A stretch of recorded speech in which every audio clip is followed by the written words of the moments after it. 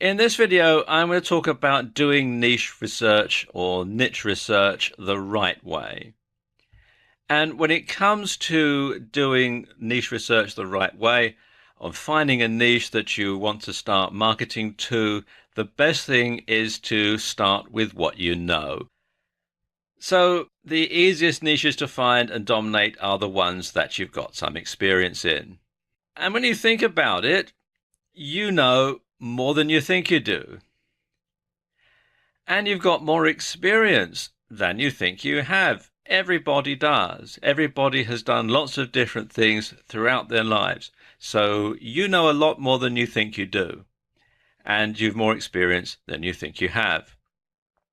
Now, when it comes to finding niches, there are basically three broad categories that most niches are going to fall into. And those are work and business, hobbies, and personal life. And just about everything out there could fall into one of these three broad categories. Now let's talk about work and business for a moment. Have you run a business in the past? Are you running one right now? Now, don't count your internet marketing business unless you've been running it for a long time and you've made a ton of money. You really don't want to start going into the IM niche until you really know what you're doing and you really know what you're talking about. If you don't have a business, have you had a job in the past?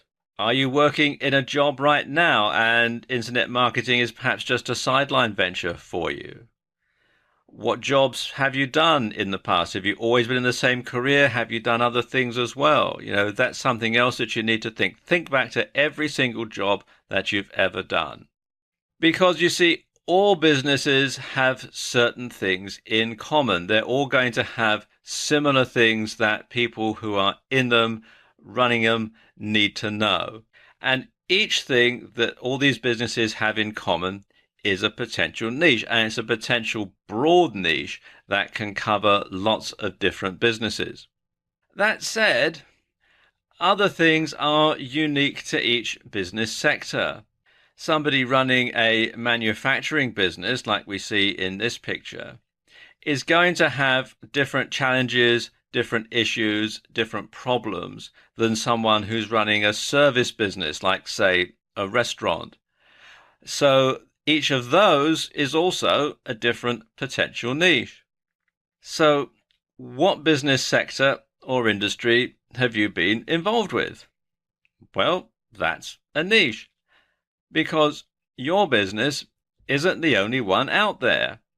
There's going to be plenty of other competitors, either close to you or in other parts of the country or in other parts of the world. So what do other business owners in your industry want, need, or should know about? Or, to put it another way, what have you wanted, needed, or wished you'd known about in the past? Things that you wish you knew, that you had to find out the hard way, and now you know. Well, that is a niche, that is a potential product, a potential information product to people who are in that niche. And the same holds true with a job. Every job you've ever done is a potential niche, because other people who still do that job are a potential market. And so are their employers, because obviously if you employ someone in a job, you want them to do that job more efficiently, because obviously that increases your profitability. So think about it. What problems have you overcome that others might be facing right now in your job? For example, did you have to study for any industry certifications?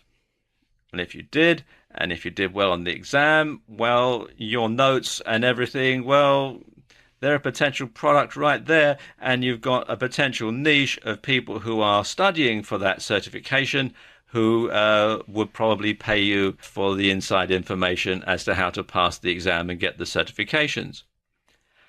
And what tools, equipment, software, and so on would have made the job easier, or would make the job easier if you're still doing it? That's another big market when you're marketing to people who are working in a job. Okay, let's talk about hobbies. because there are as many hobby niches as there are hobbies. If you think about all the different hobbies that there are out there. And enthusiasts are often prepared to pay big bucks for the latest piece of equipment or for learning how to do something that's related to their hobby, or for information that will give them the inside edge, particularly if it's something like gaming or some sort of competitive sport. So inside information as to how to get the competitive edge over somebody else is going to be a big market. So ask yourself, do you have a hobby? What is it? What have you just bought, accomplished, or would like to have? And what do you know about it now that you wished you'd known when you first took it up? Again, the hobby is a potential niche, and the information that you know that a lot of people who are starting out in it don't know is the foundation for a good potential product, because you know about it and therefore you can position yourself as an expert. And when it comes to the personal niche, then personal life covers many, many topics and niches. Things like relationships, child rearing, overcoming adversity, things to do with your home. It's practically unlimited. So again, ask yourself, what have you accomplished in your life? What obstacles did you overcome? What are you the most proud of? And how can your experiences benefit others who might be in a similar position? And you don't have to be all philosophical here. It can be something practical. It can be something about hanging wallpaper or how you painted a door. It doesn't have to be, how you rescued your marriage or brought up your kids. It can be anything, any type of subject that's to do with your personal life is a potential niche. Now, once you've decided on a potential niche, and I recommend that you draw up a list of several potential niches, ones which you could easily go into because they're things that you know a lot about, then you need to dive deeper into it. And first and foremost, you want to ask yourself, is it one where people have money to spend? If it's not a niche where people have money to spend, then it's not worthwhile getting involved in it, because after all, at the end of the day, you're doing this niche research to find a niche to sell to make money. So if the people who are in that niche don't have money to spend, then it's not worth getting involved. Second thing is, can you deliver value for money? And that's very important, because that's what people really want today. It's a value for money.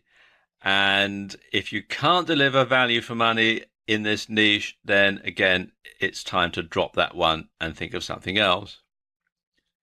And finally, is there potential for more than one type of product? Or to put it another way, are you going to be able to build a sales funnel? Or is there so much stuff being given away free in this niche that it's not worth the effort? Are there any competitors? If there are no competitors, you need to ask yourself why. There should be some competition, because if there's no competition, it could well mean that, quite frankly, this isn't a niche that's worth selling to. Or it could mean that you're the first person there, at which case it's a wide open field. But sadly, that sort of thing doesn't really exist anymore. What are your competitors selling? Can you come up with something that's better, cheaper, or higher quality? And also, I could have added here, if you do have competitors and they are selling stuff, is there affiliate programs that you could sign up to so that you could sell the same stuff for them? And finally, do you have what it takes to dominate this niche and become the go-to guy or go-to gal in it? And if it's something that you know about, then there's a good chance that you do, and you can establish yourself as an expert in this niche very, very quickly.